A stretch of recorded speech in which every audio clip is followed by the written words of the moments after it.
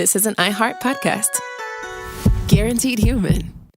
With no fees or minimums on checking accounts, it's no wonder the Capital One bank guy is so passionate about banking with Capital One. If he were here, he wouldn't just tell you about no fees or minimums. He'd also talk about how most Capital One cafes are open 7 days a week to assist with your banking needs. Yep, even on weekends. It's pretty much all he talks about, in a good way. What's in your wallet? Terms apply. See CapitalOne.com/bank. Capital One, N.A., member FDIC. Hi, Kyle. Could you draw up a quick document with the basic business plan? Just one page, as a Google Doc, and send me the link? Thanks.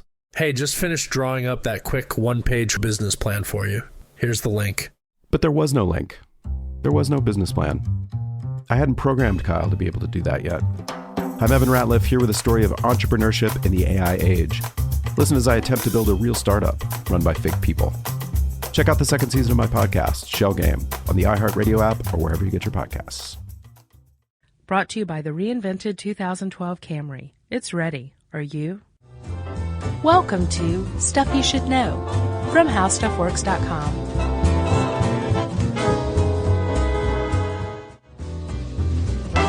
Hey, and welcome to the podcast. I'm Josh Clark. With me, as always, is Charles W. Chuck Bryant, which means that you're listening to Stuff You Should Know. Right? As straight ahead as you've been in a long time, my friend. Yes. Very nice. Thanks. You think? Yeah. I try to mix it up every once in a while. Well, consider it mixed. Thanks. I will, as a matter of fact, from this point forward. Chuck, quick, who discovered America? Christopher Columbus. That's wrong, Chuck. Is it? Yeah, even if you qualify it by saying what European discovered America. Right.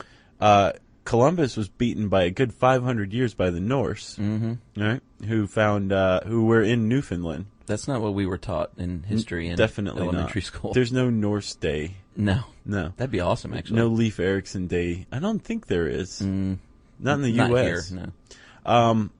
And there's also evidence that the Norse were beaten by a good 500 years by an Irish monk who used a rowboat to make it from Ireland over to North America. Wow. And he wrote about it. And the Tenacious Monk, was that his name? Yeah. That's what I would have called him. Yeah. Well, yeah, at the very least, or if not the completely insane monk. Right, soggy monk. He came back and wrote about it and drew some maps, I believe. He drawed some maps? He drawed some maps. And there is some sort of evidence that he made contact with these people. Apparently, the Norse described meeting people who were dressed like monks that they had met. So this guy might have come over and been like, you guys are dressed all wrong. Here, we need to church you up. Right. They didn't pillage as well as the Europeans did, though, in Columbus and the gang. That single Irish monk? Yeah. I'm pretty sure he felt outnumbered. Yeah. Yeah. So if you qualify what European discovered America, there's debate right there.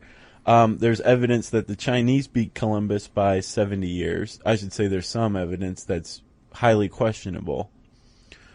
And also, by the way, you can read an article I wrote on the Irish monk and an article I wrote on the Chinese beating Columbus. No wonder you know all this stuff. Yeah. Did you ever hear the Louis C.K. bit on Indian giving? No. You want to hear it? Yeah. It's awesome. He's talking about basically the Indian giving is probably the most offensive thing you can say on earth. Yeah. Because it implies that they gave us the land and that we wanted it back and they wouldn't give it back. And he's talking about the settlers coming over and saying, can we have everything? And the Indians said, well, we don't really have. We just use it and enjoy it and share it. And then we started killing everybody. And he does like a knife thing. And the Indian says, dude, if this is what have is, can we not do that? It's really good. I love that guy. Oh, he's great. And because Chuck just paraphrased everything, that's not copyright infringement. No, I don't think so. Okay, so Chuck, we've clearly ruled out Christopher Columbus as the discoverer of North America, right? Yes. Who did discover North America, though? You have to ask this question. Let's say Columbus comes over. He thinks he's in India, and he shows up, and he's like, hey, you guys are Indians, but you look a little crazy, you know? And finally comes to realize that he's not in India, that he's just discovered this new place. Right. But that immediately begs another question that I'm sure it took a little while for people to come up with because they were so excited that they just discovered this whole new landmass. An awesome landmass. Yeah, the best landmass. Yeah. But the question had to eventually come up, like, wait a minute, where did these people come from? How did they get there? How did they get there? Yeah. For millennia, there was a theory, a widely accepted theory, in both the public and scientific lives, of spontaneous generation. Right. Like, just if you left meat out too long and it started to rot, flies showed up. Mm-hmm. So rotting meat gave rise to flies. Right. The same with moldy grain, giving life to mice. Right. Generally, people thought that there was a life force that could spontaneously produce life, and that some inanimate objects were associated with giving rise to certain animate objects, right? And that was the case in North America, they theorized? I don't know that, right? But in 1864, Louis Pasteur definitively proved that there was no life force that gave rise to life. Right. That if you sterilized a broth and put it in a flask and kept it sterile, life didn't spontaneously originate there. Right. So he definitively disproved it. So if people did think that the Native Americans in North and South America and Central America did spontaneously generate, Pasteur proved that that wouldn't have happened. So there's we're one left theory with the gone. question, where in the name of God did these people come from? Right. How long had they been there?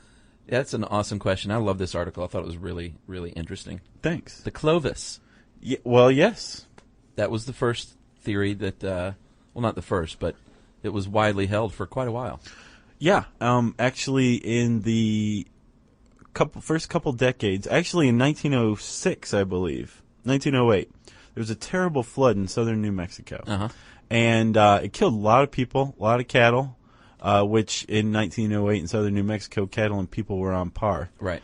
And it also washed up a bunch of weird artifacts, a lot of weird, clearly Indian spearheads, arrowheads, that kind of thing. And was this in Clovis? It was near Clovis. Folsom, I believe, right, was Folsom the first was site that they found. Correct.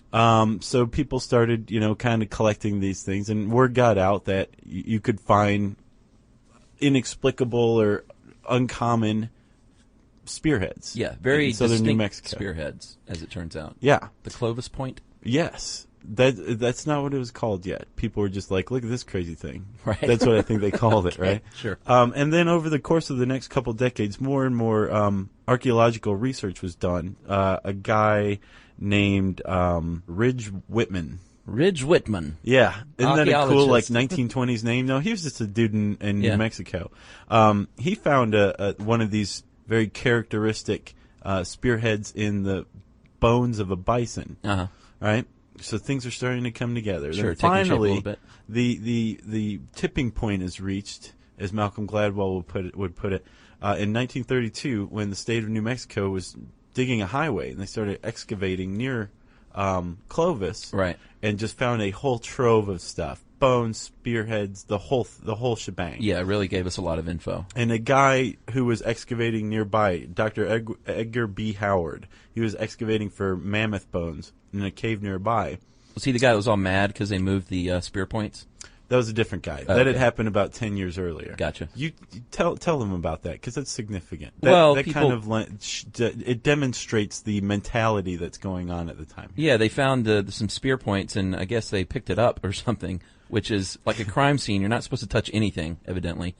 And he came up on the scene, and he started, he pitched a little hissy fit because it's out of context now. It doesn't really tell us that much. It anymore. was, and pretty much the guy who ruled on whether or not archaeological evidence was archaeological evidence. I Right. can't remember his name, but he worked for the Smithsonian as a physical anthropologist. Uh-huh. He said, sorry, they touched it. Right. I didn't see it. It could have been placed there. I'm not accepting it. Right, but they found something later and left it intact, right? Right. About yes. 10 years later or something. Yeah. And this is when all of it starts to take off in 1932, right?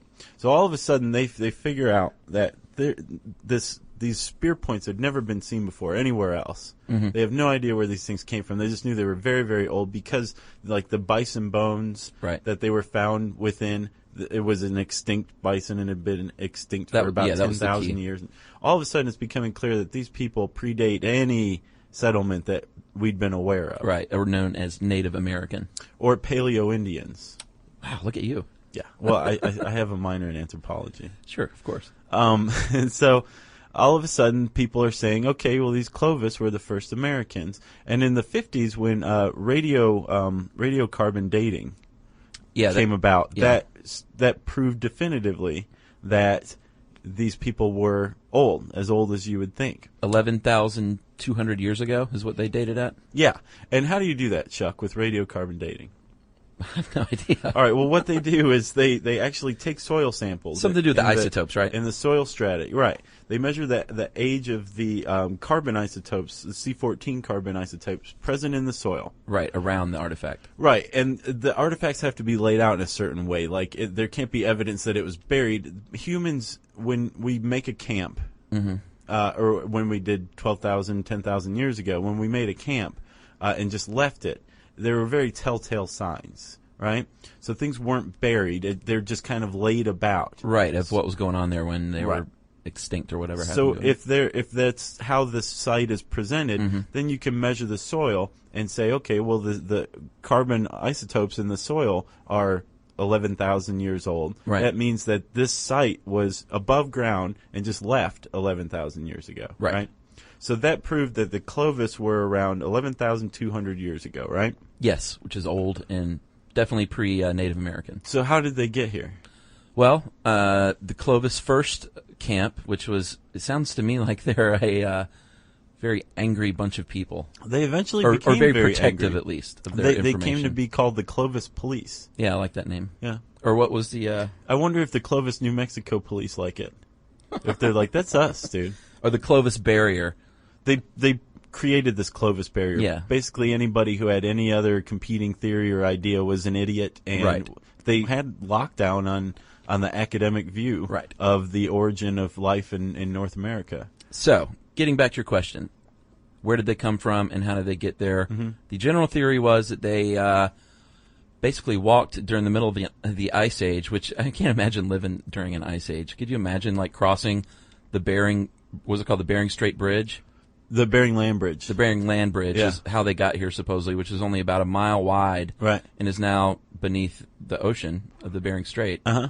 And that's how they migrated from Siberia to, I guess, what would be like Canada. And Alaska. And then found their way down to eventually the southeastern United States. And because of that... so they walked here. There was actually a very brief, as far as the timeline of history goes, there's a very brief moment in history where the Bering Land Bridge was exposed, and where the Laurentide ice sheet that covers like northern Canada and Alaska did at the time was receded enough to allow passage between it and a nearby glacier. Can you imagine how scary that was, though? I imagine it was kind of scary, but it was only a mile wide, though. It's not like... It wasn't a pleasure walk. It wasn't a stroll. No, but and you raise a good question. Like, why would you do that? Sure. Why? Food, exactly. Mastodon, baby, your favorite band. The Mastodon metal. And the woolly mammoth. That was the theory, is that they were dependent on these animals as one of their sole sources of meat, I guess. Right. It was very clear, based just on their spear points and their arrowheads. Right. The Clovis were extremely advanced big game hunters. Yeah, they were hafted, which I had to look that up. It's actually when they attach something to a handle. So it's either attached to a bow or a spear shaft or an axe handle. Right. And that means you can throw it. Yes, or shoot it. Which is how you need to kill a mammoth. You can't just walk up to it and stab it. You also need a lot of coordination, planning, cooperation to take down a mammoth, a mastodon, or one of these extinct bison. And also I read the point was made, like they were definitely big game hunters. Yeah. But they would take small game too, or medium-sized game like deer or antelope or whatever. That's what I wondered, because they made a big point about the fact that one of the reasons they may have become extinct was that the mammoth and mastodon were over-hunted. Chuck, you have just brought everything to the fore. The Pleistocene overkill hypothesis? Yes, Chuck. What this is, and this is one of the reasons why the Clovis barrier was so supported. Right. And so able to just lock down academia, was because it was a cautionary tale about ecological collapse. Right, but I don't get that not every animal, they couldn't have overhunted every animal. Just because they overhunted the mastodon and the mammoth, Right. why not skip down to the lower, smaller animals? That's an excellent point. That's something that's a question that hasn't been satisfied by, or wasn't satisfied by, Right. the Clovis police. Sure. They basically were saying the Clovis came across the land bridge from Siberia, down through North America, got to the Great Plains, overhunted the mastodon, the bison, And followed them around wherever and they the migrated. mammoth. Right. Sure. And killed them off, and eventually that led to the extinction of their own kind. Because the what's really interesting and curious about the Clovis is they appear out of nowhere in North America, and actually like South and Eastern North America, and clearly New Mexico. And over the period of 500 years, they pop up out of nowhere and they disappear into the ether. Yeah. They just show up and they're gone. There's no evidence of any technology leading up to them. Like, you can't see a progression of fluted spearheads that show, like, these people are figuring Sure. out how to make the Clovis point. And then you don't see any refining of it or continuation of it Right. after this 500-year period. So these people, like, if you're looking at it just on the timeline of history and archaeologically, they pop up in the middle of North America out of nowhere and then just disappear. Pretty cool. Yeah, I mean, Maybe they were aliens. it's entirely possible, Chuck. There is another theory, though, about why they may have vanished. The Clovis comet theory. Let's hear it. It's also called the Younger Dryas Impact Event, and this is just a few years old. Some people theorize that a comet exploded above the Earth's atmosphere around the Great Lakes and basically caught most of North America on fire. Sweet. And not only killed the mastodon and the mammoth, but the Clovis. And there's a little bit of evidence of this. They found a charred, carbon-rich layer of soil at 50 different Clovis-age sites, and it contained a bunch of unusual stuff in it that they interpreted as like an impact event.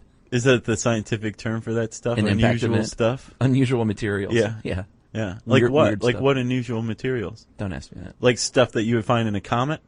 Stuff that would indicate there was an impact event. I guess Crazy. like a meteor impact landing, stuff like that. That's awesome. But that's been refuted too. Like, you know. Curses. That's why I love all this stuff. There's all these theories that make sense, and then some other person comes along and pokes holes in it, and then you're back at square one. All right, so but that's not how it went with the Clovis barrier. Like, it was fact as far as Sure. anybody was concerned. You had radiocarbon dating. Right. You had no other evidence of any earlier settlement in or in the Americas at all. And anybody who put forth a hypothesis other than that was poo-pooed, and they were very successful at controlling I know. the origin of life in North America or in the Americas for several decades. And then they gave it up and became Scientologists. Right, yeah. Until 1975. That was the beginning of the end of the Clovis first theory. Yeah, sadly. Maybe, maybe not. Because really, the whole reason that you're looking, the whole reason you're spending decades excavating a single site is to find out the truth. Like, we have to know who was first. We have to know. See, I'm not in that camp. I know you made a point in your article that it's not really that important who was first. Is that Wasn't that just like such a hippie ending It was. that I tossed on there? I kind of liked it though. It's that Like I everyone got up made a and like contribution. twirled afterward. Yeah, We should respect the Clovis, man. Just Yeah. because they weren't first, they gave us the hafted, fluted spear. yeah. I was listening to Hands Across America the whole time I was Right. writing this. Good. So, are we going down south Let's go down south, Chuck. to Monteverde? Yes. Okay, Chile. Yeah. Yeah, there was one of the early theories of the Clovis is that they migrated from south to north. No, north to south. They came down. No, through originally, but didn't they later go on to say, but wait, it looks like they went from south to north? That's what Monteverde did. Oh, okay. There was a University of Kentucky archaeologist named Tom Dillahay who dedicated 25 years of his life to a single settlement in Chile, outside of Monteverde, Chile. What a loser. But this guy managed to quietly and methodically destroy the Clovis first theory. I know. And even better, he brought the Clovis police down to Chile after he presented his final findings and said, Yeah. I bet that was a sad day for the Clovis police. I think it was. They had to turn in their badges and their uniforms and their little billy clubs. Yeah. They all retired and went Yeah. fishing in Florida. So what happened, Chuck? What did Dillahay find in Monteverde? Well, he found that predated him. Irrefutable evidence is another way to put it. Well, that's the non-cursing way to put it, sure. Sure. So you want to know what they found? Yes. They found hearths of wood with knotted strings attached, which was no accident. It meant that a human being tied some string around it. Well, not only that, they also found leftover mastodon flesh. Oh, really? Preserved. This is what Monteverde is just so... this is how archaeology advances by leaps and bounds, by accident. Sure. Monteverde, the site is a bog, and it actually preserved this wood, string, mastodon flesh. Right. Preserved it beautifully because it's an oxygen-depleted environment. Right. And it was 12,500 years old. That's what radiocarbon dating showed. Mm-hmm. So first of all, you have the fact that it's clearly these hearths, these the knotted string, all this Right. stuff. It was clearly presented in a way that this was a settlement. It was a camp. They estimated it housed like 20 to 30 people. Right. Even like the tent pegs are left in the ground. That's pretty cool. So it wasn't buried, right? It was just left. Right. And then when the radiocarbon dating proved that, yeah, it was 12,500 years old. So they had a good millennium on the Clovis. It still doesn't answer how they got there. No, it doesn't. As a matter of fact, it raises even more questions Very because much so. what the Clovis police said was, well, okay, that's fine. We'll give you Monteverde, jerks. But how'd they get here? But this is one thing that was never addressed with the Clovis by the Clovis police is why weren't there any evidence of Clovis settlements along the way from Siberia Right. to Canada, Alaska, To the southeast. the Great Plains? There aren't any because Right. if you come down Alaska and Canada into North America, you hit the Great Plains, and brother, there was really good hunting around there 10,000 years ago. You're going to have campsites. You're going to Yeah. have some evidence. There was nothing. Like Maybe we they said, haven't found popped it, up. though. Is that plausible? It is totally plausible. And I think that's how the Clovis first theory was able to stand for so long, is because maybe we just haven't found it yet. Right. Whatever. But this Monteverde theory turns it on its ear. Sure. Because instead of from north to south, it suggests they went from south to north. And it was 1,300 years older. Yes. But I like your theory of how they got here. Boats? It's not a theory. It's not my theory. It's a came over in a hypothesis boat. that other people have suggested as Sure. well. Because the same thing happened in Australia, right? Yeah, well, possibly. Think about it. Australia's been a continent, a unattached continent for 50 million years. Yes. They believe, archaeologists, anthropologists believe that the Aborigines in Australia got there about 60,000 years ago, which means they would have had to have parachuted in or come by boat or swam. Yeah, I think boat's the most plausible, and you It have definitely little is. islands along the way that you could stage, and Yeah, you can island hop over there. Yeah. I mean, there's some pretty horrible journeys along the way. Sure. But it's entirely possible. right. And the theory is that the same thing could have happened to the folks in Monteverde. It's true. Or the other way to look at it is there's a lot of people who still believe that they came from a north to south migration pattern, Right. but that they just came a lot earlier. So they went north to south and then back up. Okay, that makes sense. It does. The fly in that ointment is this. There's another site found at Monteverde that is being excavated now. I'm pretty sure Dillahay was like, I'm out. I did my thing. Right. You guys take this over. I spent 25 years. Yeah, but they found another camp nearby, or evidence of more human activity nearby, that's dated to about 33,000 years ago. Which turns this on its ear. Yes. So does that hold to the theory of the waves of migration that you were talking about in the article? I don't know. I think that I've also heard there's a lot of archaeological sites that are underwater right now, they're sure. Oh, yeah. Because, once the ice ages ended, the water levels rose, and who knows what's, underwater along our coasts. Right. And There could be definitive evidence Sure. that they came by boat. We have no idea, ultimately. Right. We just know that the Clovis weren't the first people here. Although how they left, why they vanished, still don't know. It's very interesting. But there was, it looks like, people in Chile 33,000 years ago. Wow.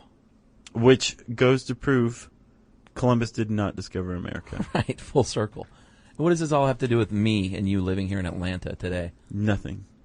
On Clovis ground, Yeah, they were here. potentially. It has nothing to do with us. Were they in Georgia? They said southeast. Mm-hmm. And Carolina. Mm-hmm. So we're just a couple of schlubs here in 2009, eh? Yeah, and you ask, really, other than the pursuit of knowledge, other than the pursuit of definitive truth, Right. it really doesn't apply to us. But it is fascinating. Yeah, I and there's no defy you reason- to say that it's not. I think you could argue that all of archaeology is, I'm not saying pointless, but because I think it's fascinating. Yeah. But what are you doing besides trying to find the truth? And there's value in that. Sure.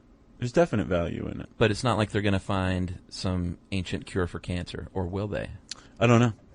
We'll find out. They'll Right. keep digging in the meantime, because I got to tell you, Chuck, most archaeologists could care less what you and I think about their field. I know. I'm sure we'll get some emails about this. Well, since I just said most archaeologists could care less, that means it's time, Chuck, for... Oh, yeah, if you want to read this article, you can type Clovis into the handy search bar at howstuffworks.com, which now means it's time for listener mail. So, Josh, before we have listener mail, Okay. we want to talk about something we're excited about. I'm excited about a lot of stuff. You're going to have to specify. Don't switch off your podcast here, people. This is really good. You recall during the micro-lending episode, Sure. we talked about an awesome website, kiva.org. Right. K-I-V-A. Yeah. And that is where you can donate money, $25 minimum, to satisfy these microloans for needy people all over the world. Needy entrepreneurs. Needy entrepreneurs. Right? Yes. It's not a... Yeah. It's not a charity. Like you're going to help Right. fund their enterprises. So if you haven't listened to that episode, give it a listen. And we found out through Kiva you could start a team. And then we started searching around and found out... Denmark has a team. Denmark has a team. A lot of corporations have Gay, teams. lesbian, and bisexuals have a team. Sure. Who else? Well, the Colbert Nation, Stephen Colbert has a team. Oh, that's right. And we saw that and we thought, hey, they're lame. They're not raising much money.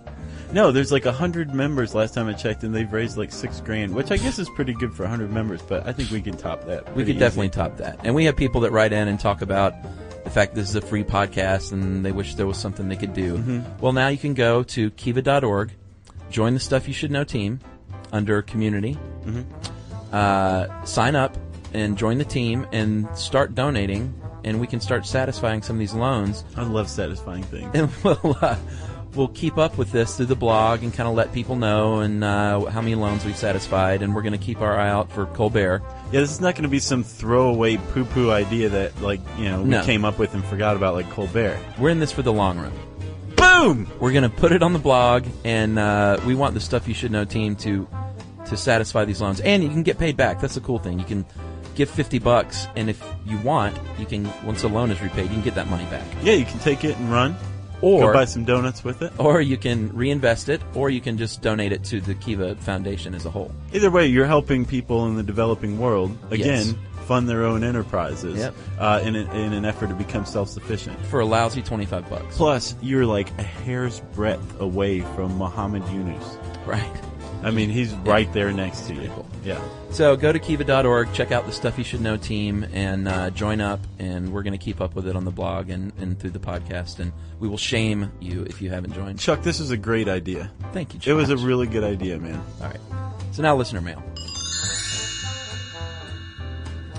I'm going to just do this one since we're short on time. This you asked people to write in after the Bhutan gross national happiness. Yeah, we've gotten a lot of good responses from that. This is the best Everyone who's written in has this nice, mellow, even keel tone. Oh, yeah. Especially Nobody's this been dude. like, "Help me!" Right. Especially this guy. I like Chris. Chris says, in answer to your request for someone who has left the rat race of the American money chase, I think I qualify. I live on a commune. He says in a commune. I always thought it was on. He lives in a commune and files taxes under the IRS code 501D, which I don't even know what that is. I've only heard of 501c3. It sounds like some sort of a hippie thing. Yeah. I've lived in this commune with my wife for close to 15 years.